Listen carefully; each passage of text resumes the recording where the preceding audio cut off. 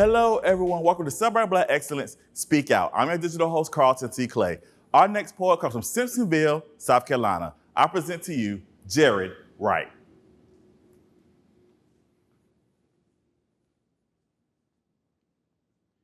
We cannot heal from the things that disturb our peace and well-being if we're not willing to talk about them. When we don't confront our truth, it prevents us from becoming the masterpiece that we were created to be. Our truth should always liberate, no matter how beautiful, ugly, or painful it is. I'm a living witness that poetry has saved and healed my soul over and over again. And I am continuing to heal in the process because I am committed to telling the right truth. For far too long, I've worn the mask that grinned and lied. It has been hidden my cheeks and has shaded my eyes. I wondered why, for so long, I hated this masterpiece that my God created. I didn't know from the time I was a boy to the time I became a man that I would be doing my Creator this service of not loving the creation that He created, that He bestowed me. And I asked and I cried, my Lord, my God, why did you make me this way? Why did you make me black? Why did you give me a mind that thinks and sees the world differently, where some might say it's autism? Dear Lord, please tell me, why did you make me gay? You see, I prayed and I prayed for Him to change me because deep down, there's something wrong with me. Or so I thought, there's something wrong with me. But the last time I checked, He's a God of no mistakes. And He didn't make any junk when He created me. I was once a little boy who longed for love from his family, who longed for love for friends who always be there, thick and thin. But there were times it didn't transpire. It turns out it was all a facade of what I hoped or what I prayed to be the truth.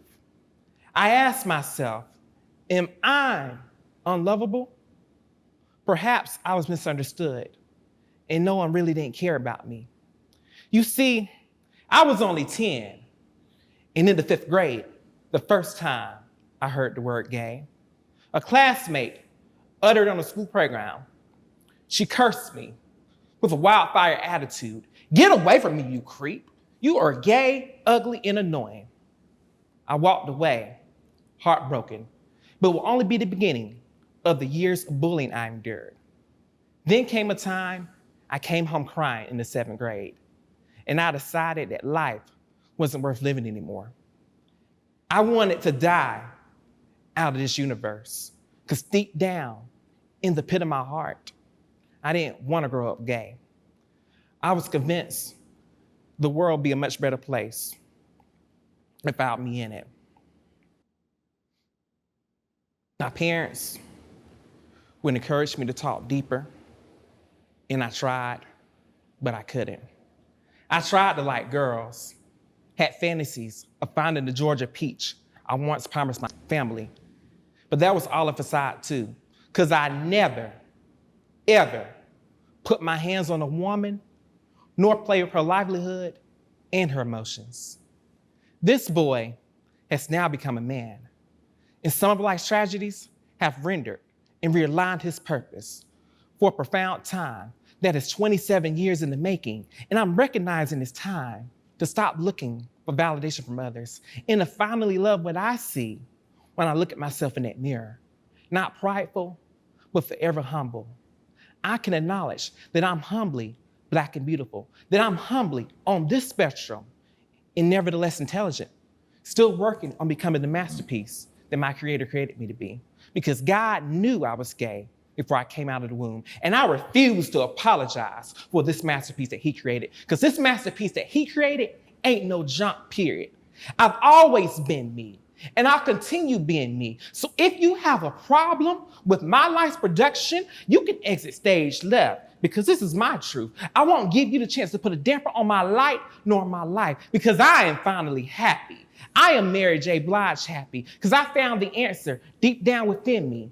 And I'm still God's child because he loves me just the way that I am, blessed and divinely favored, gay and anointed.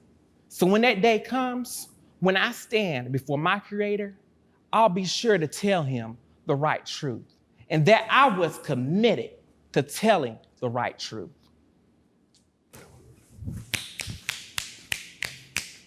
All right, let's give it up for our poet, Mr. Jarod Wright. Thank you so much for that. We definitely appreciate you. Now, if people want to know more information about you, how can they get that information? What's your social media information? My Instagram profile is going to be Jarod the Poet, JarodThapoet.